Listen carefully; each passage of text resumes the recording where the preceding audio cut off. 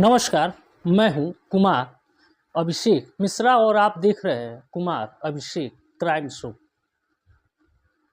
दिल्ली की सियासत एक बार फिर गर्म है। जंतर मंतर पर हजारों युवाओं की मौजूदगी है। कड़ी सुरक्षा व्यवस्था और शिक्षा व्यवस्था को लेकर उठते सवाल, इन सब ने पूरे देश का ध्यान अपनी ओर आकर्षित कर लिया है। 20 जुलाई की सुबह दिल्ली राजधानी में ऐसा माहौल देखने को मिला जहां अलग अलग राज्यों से आए युवा एक मंच पर दिखाई दिए। कोई प्रतियोगी परीक्षाओं की पारदर्शिता की बात कर रहा था, तो कोई छात्रों के भविष्य को लेकर चिंता जता रहा था, कोई सरकार से संवाद की मांग कर रहा था। इस बीच सामाजिक कार्यकर्ता सोनम वांगचुक की ओर से एक संदेश सामने आया जिसे पूरे क्रम ने नई दिशा दे दी। इस सवाल है कि आखिर इस आंदोलन की शुरुआत कैसे हुई, प्रदर्शनकारी क्या चाहते हैं और आगे क्या हो सकता है। आइए शुरुआत से समझते हैं। 30 जुलाई की सुबह जैसे जैसे समय आगे बढ़ रहा था, जंतर मंतर पर लोगों की संख्या बढ़ती जा रही थी। दिल्ली पुलिस और अन्य सुरक्षा एजेंसियां पहले से ही मौजूदा जगह पर तैनात थी। जगह जगह बैरिकेड लगाए गए थे ताकि कानून व्यवस्था बनी रहे। दूसरी ओर स्वयंसेवक प्रदर्शन में आए लोगों के लिए पानी और जरूरी व्यवस्थाएं कर रहे थे। माहौल पूरी तरह शांतिपूर्ण था, लेकिन हर किसी की नज़र इस बात पर थी कि आगे क्या होने वाला है। इस दौरान सोनम वांगचुक की ओर से एक लिखित संदेश सामने आया जो टिश्यू पेपर पर लिखा हुआ था। सार्वजनिक रूप से साझा किए गए संदेश में कहा गया, यदि शिक्षा व्यवस्था की जड़ें मुद्दों पर सार्थक संवाद शुरू हो और जिम्मेदार पक्ष बातचीत के लिए आगे आते हैं तो वे अपना अनशन समाप्त करने का विचार कर सकते हैं। और यही संदेश पूरे दिन चर्चा का विषय बना रहा। एक तरफ प्रदर्शनकारी से सकारात्मक संदेश बता रहे थे, तो दूसरी ओर लोग ये जानना चाहते थे कि क्या सरकार और आंदोलनकारियों के बीच बातचीत की कोई संभावना बनेगी। यहीं से पूरे घटनाक्रम ने मोड़ ले लिया, लेकिन कहानी यहीं खत्म नहीं होती है, क्योंकि जंतर मंतर पर मौजूदा युवाओं की मांग सिर्फ एक व्यक्ति या एक घटना तक सीमित नहीं था। उनका कहना था कि शिक्षा व्यवस्था में पारदर्शिता, जवाबदेही और भरोसा सबसे बड़ा मुद्दा है। आगे क्या हुआ? क्या मार्च आगे बढ़ा? क्या प्रशासन और प्रदर्शनकारियों के बीच कोई बातचीत हुई?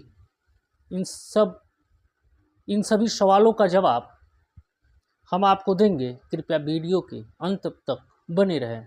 जंतर मंतर पर एक समय जैसे जैसे आगे बढ़ रहा था, वैसे वैसे लोगों की भीड़ भी बढ़ती जा रही है। दूर दराज से राज्यों से आए युवा अपने अपने अनुभव साझा कर रहे थे। किसी के हाथ में तिरंगा था, किसी के हाथ में पोस्टर था। कई लोग सिर्फ एक उम्मीद लेकर वहां पहुंचे थे कि उनकी आवाज़ जिम्मेदार लोगों तक पहुंचे। वहां पर मौजूद स्वयंसेवक लगातार पानी पिला रहे थे, चिकित्सा सहायता उपलब्ध कर रहे थे और भीड़ को व्यवस्थित करने में मदद कर रहे थे। सुरक्षा एजेंसियों पर भी घटनाक्रम पर नज़र बनाए रखे हुए थे ताकि किसी तरह की अव्यवस्था न फैले। इस बीच सबसे अधिक चर्चा उस संदेश की हो रही थी जिसने सोनम वांगचुक ने उस शर्तों को पूरा होने पर अपना अनशन समाप्त करने की बात कही। इस संदेश के सामने आने के बाद लोगों की अलग अलग तरह की प्रतिक्रियाएं देखने को मिली। कुछ प्रदर्शनकारियों का कहना था कि यदि बातचीत शुरू होती है तो लोकतांत्रिक प्रक्रिया की दिशा में सकारात्मक कदम होगा। वहीं कुछ लोगों का मानना था कि केवल आश्वासन नहीं बल्कि ठोस कदम उठाए जाने चाहिए। दूसरी ओर इस पूरे घटनाक्रम पर अलग अलग राजनीतिक प्रतिक्रियाएं सामने आने लगी।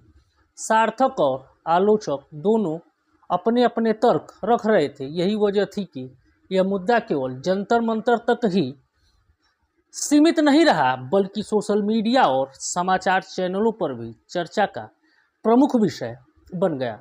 अब सबसे बड़ा सवाल यह था कि प्रदर्शनकारी संसद की ओर मार्च कर पाए, क्या प्रशासन इसकी अनुमति देगा या फिर बातचीत के जरिए कोई नया रास्ता निकलेगा। इन सवालों का जवाब उस समय किसी के पास नहीं था।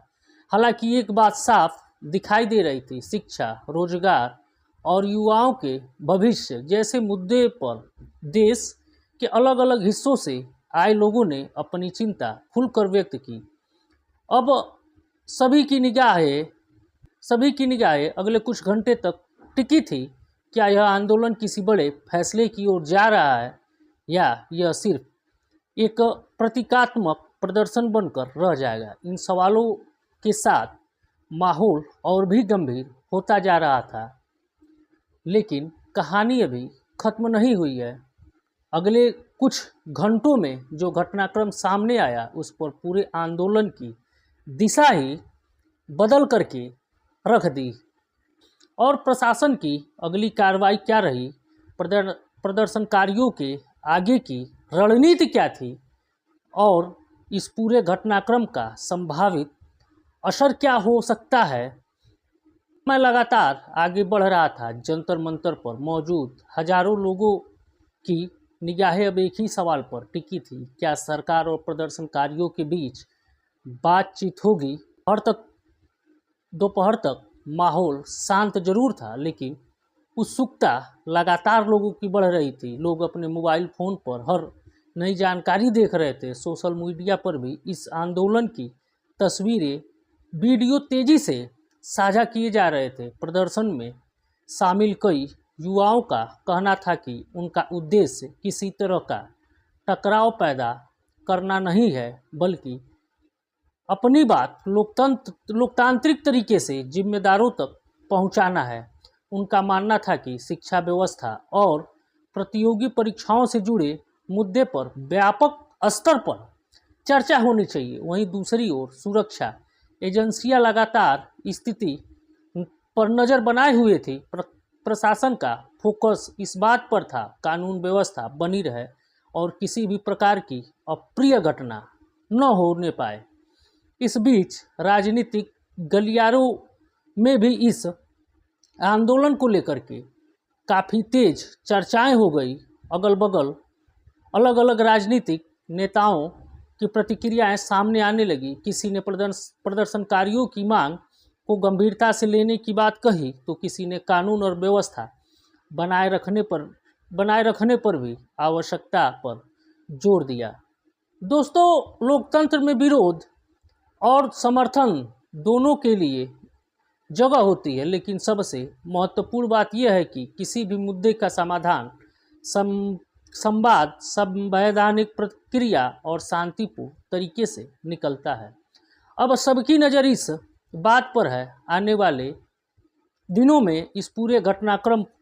लेकिन सबसे महत्वपूर्ण बात यह है कि किसी भी मुद्दे का समाधान संवाद, संवैधानिक प्रक्रिया और शांतिपूर्ण तरीके से ही निकलना चाहिए। नज़र इस बात पर है कि आने वाले दिनों में इस पूरे घटनाक्रम पर क्या फैसला होता है। क्या संबंधित पक्षों के बीच बातचीत आगे बढ़ेगी। क्या शिक्षा व्यवस्था से जुड़े मुद्दे पर कोई नई पहल देखने को मिलेगी। इन सवालों के जवाब समय के साथ सामने आएगा। अपडेट आ रही है, वे प्रदर्शनकारियों ने संसद की तरफ बढ़ने का प्रयास किया और उन पर लाठीचार्ज किया गया। ये नई अपडेट है, अभी तुरंत आई है। तो दोस्तों, हम इस मामले की आधिकारिक अपडेट पर नज़र बनाए हुए हैं। जैसे ही कोई महत्वपूर्ण जानकारी सामने आएगी, हम आपको सबसे पहले बताएंगे।